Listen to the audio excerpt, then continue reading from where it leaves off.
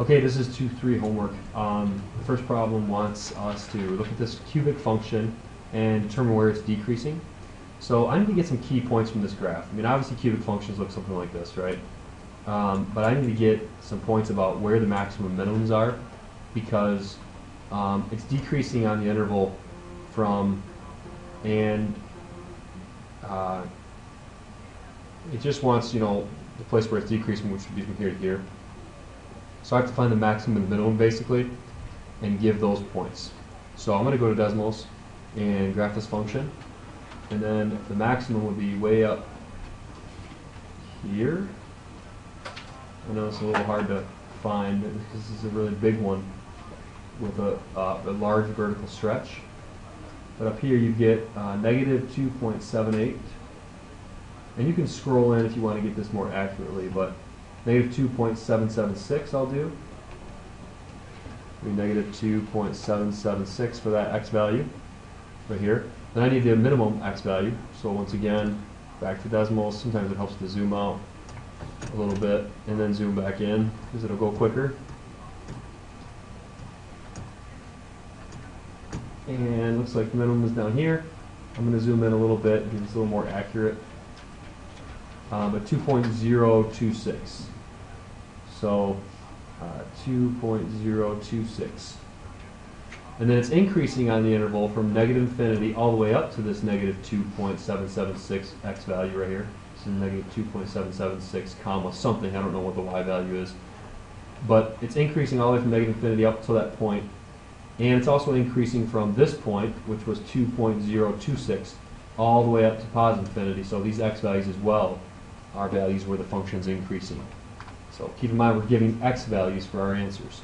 2.026 all the way up to infinity. And the function has a local maximum at this point up here. It wants us to find that. So that'd be negative 2.77. I'm sorry. Yeah, negative 2.776. There's not supposed to be a dot there. So those are the x values. That's the x value where the maximum's at. So anytime it says at, it's looking for the x value. Or anytime it says where. Okay, this is a really tough problem, but it wants us to take a look at this function, but only on the interval from negative 14 to 13. So what I did is I graphed it in decimals, and I changed the window. You can change the window by going to this little toolbar and do like negative 14 to 13. Now, obviously it's going to change as soon as you start scrolling around, but basically that's all we care about. It's from negative 14 to 13, so we're going to ignore the rest of the function. That's what makes this problem tricky. So it says, on which intervals is the function increasing?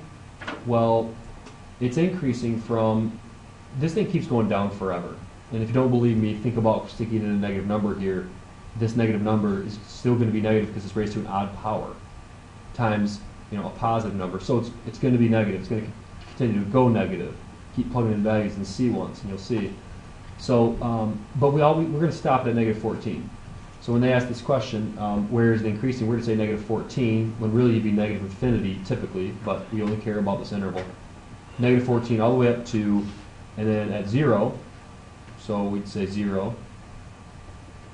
And then also it's also increasing from the minimum point, which is down here, if you scroll down to it, which is 1.143. It's increasing all the way up to actually positive infinity, but we're going to stop it at 13, if you recall. It says it just wants to go to 13. So it's negative, or positive 1.143 all the way up to 13.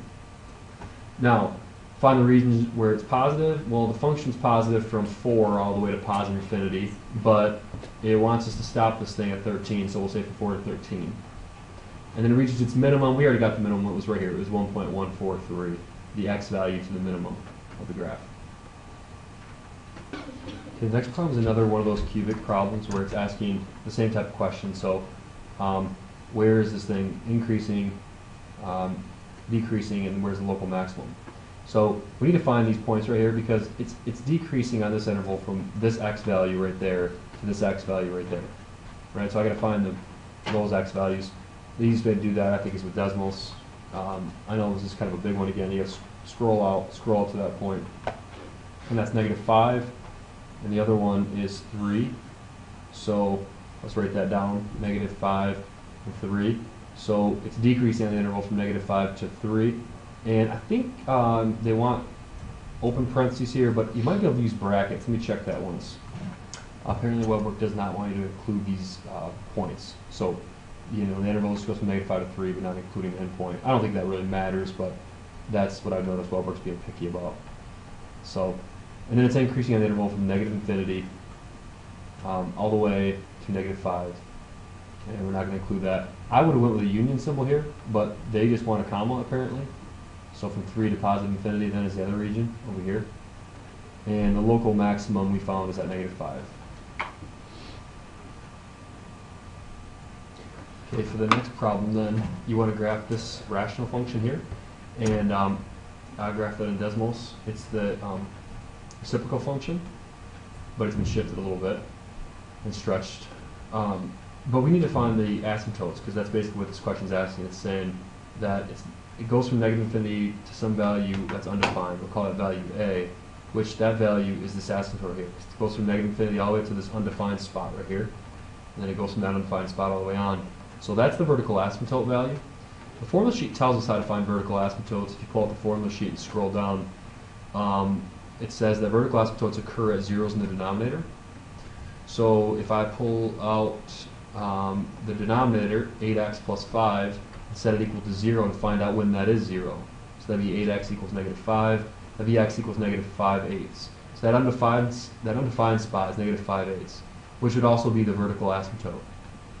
Okay, here.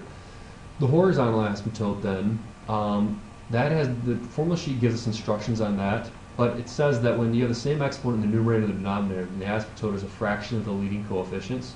So I have to take the fraction of these leading coefficients, 4 divided by 8, and that gives me the horizontal asymptote, which you can see from the graph is right here.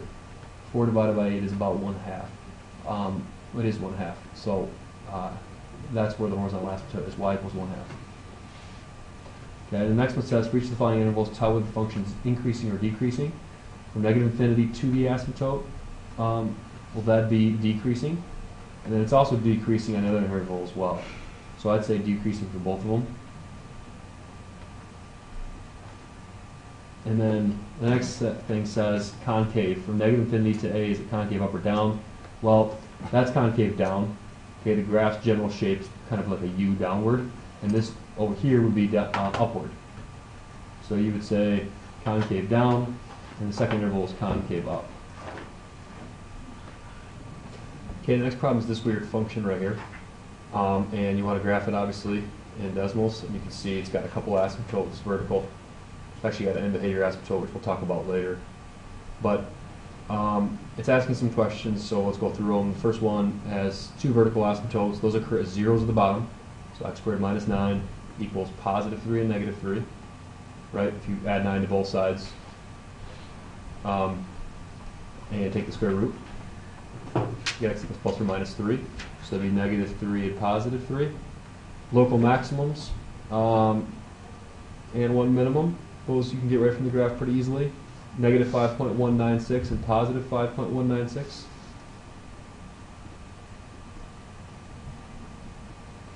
And then it's asking, is it increasing, decreasing on these intervals? So from -infinity to the maximum, it's increasing back here.